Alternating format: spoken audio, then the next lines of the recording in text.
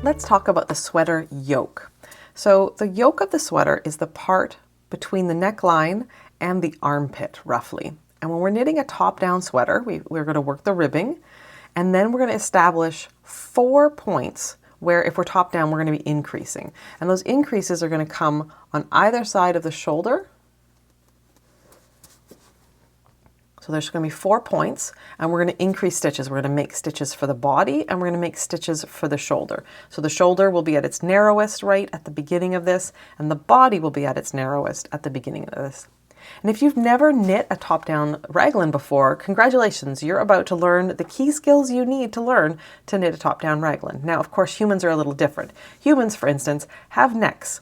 They also have shoulders, and gnomes don't have those things, which is why this sweater is a little bit silly and makes me smile, but it is very much in principle the same way that you knit a sweater for a person.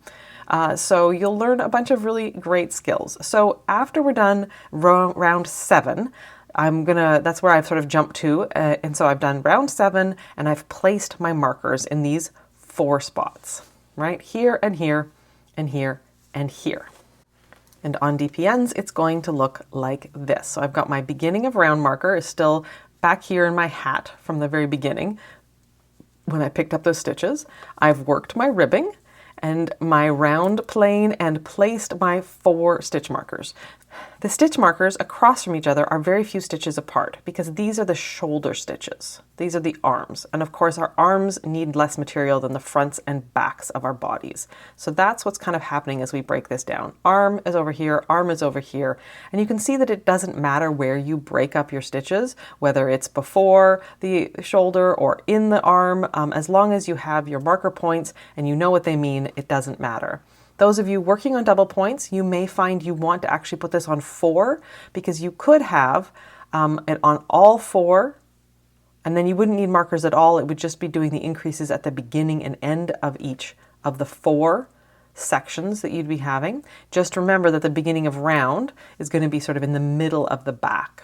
Those of you on Magic Loop, you may want to just split it 50-50 or as close to as you want, or you can sort of move it around. When I'm working Magic Loop, I find that the place where the cord is tends to be more likely to ladder for me than otherwise. So sometimes I just keep shifting where that is, and every few rounds I just move. So in round 8, we're going to work our first round of increases. So we work to the marker, specifically 1 stitch before the marker, knit front and back, slip my marker, knit front and back. In sweaters for humans, usually you'd space those 2 increases out, but we don't need to do that for gnomes. We can just do the knit front and back side by side like that with only the marker in between. And we're going to do that again. Knit to 1 stitch before the marker, knit front and back,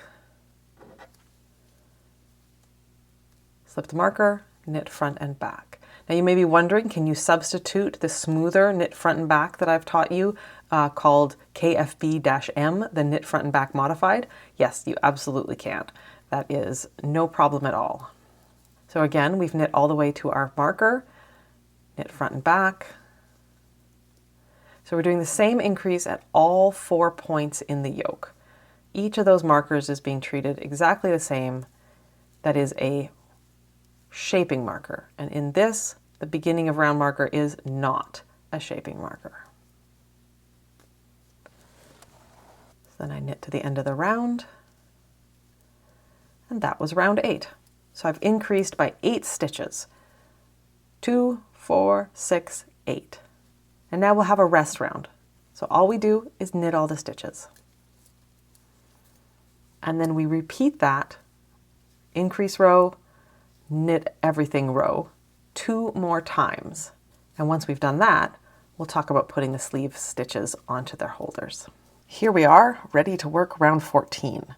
So we are going to need some smooth contrast colored yarn. And what we're going to be doing on this round is putting the stitches between markers 1 and 2 on scrap yarn, and then again markers 3 and 4 on scrap yarn. And then we need to cast on stitches where we've taken those stitches away and put them on scrap yarn. And because of the way we've worked our ear flap cast on, you're already going to be familiar with the cast on we're going to use. Knit to marker 1, remove your marker, and with your scrap yarn on your yarn needle, you're going to slide those 12 stitches between the 2 markers off your needles and onto your yarn needle, putting them on scrap yarn as you go.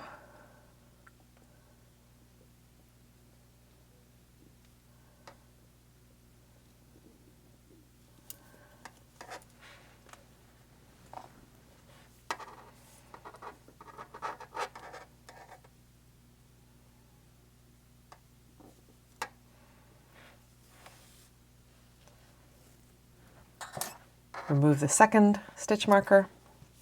All right, now this scrap yarn doesn't need to be very long. So what I like to do is, since I'm not going to be needing to try on this sleeve like I would if it was a sleeve for me, I don't need to leave it long at all. I just need to cut it.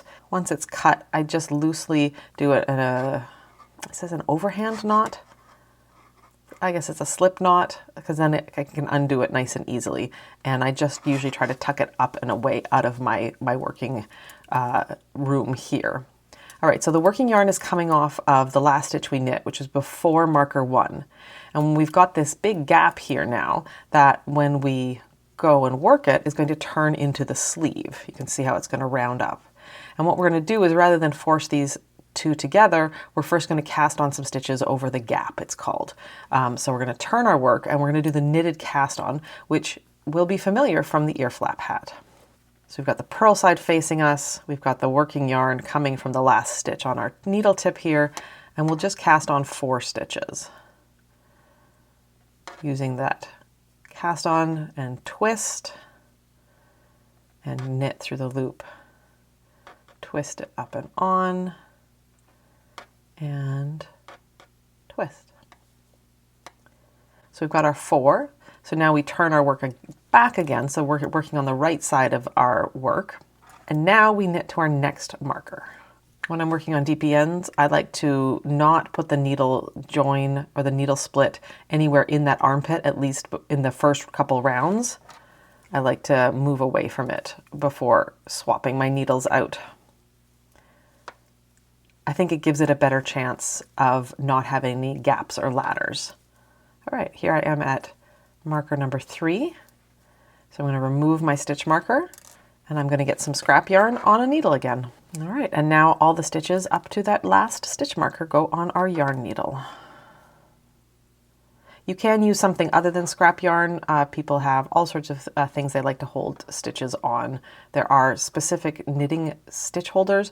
I do think they will be too long for a tiny gnome circumference.